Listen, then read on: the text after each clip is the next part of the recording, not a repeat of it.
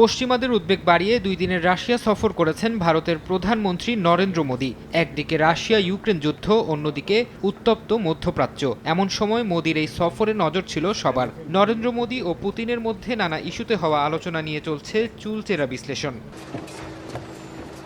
Modi Putin বৈঠকে স্থান পায় আঞ্চলিক ও আন্তর্জাতিক স্বার্থ সংশ্লিষ্ট নানা বিষয়। এর মধ্যে ছিল যুক্তরাষ্ট্র ও ইউরোপীয় ইউনিয়নের নিষেধাজ্ঞা পাশ কাটিয়ে রাশিয়ার কাছ থেকে স্বল্প মূল্যে জ্বালানি কেনা। বিশ্লেষকরা বলছেন, ইউক্রেন যুদ্ধের কারণে যুক্তরাষ্ট্র ও ইউরোপীয় ইউনিয়ন রাশিয়ার উপর যে নিষেধাজ্ঞা দিয়েছে তা কাটিয়ে উঠতে সাহায্য করছে ভারতের কাছে কম দামে পেট্রোলিয়াম বিক্রির বিষয়টি।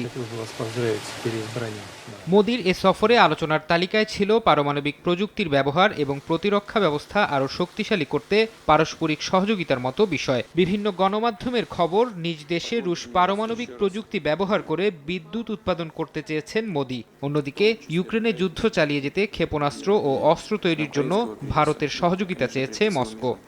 অর্ধেক পাউডারে দ্বিগুণ উজ্জ্বলতা।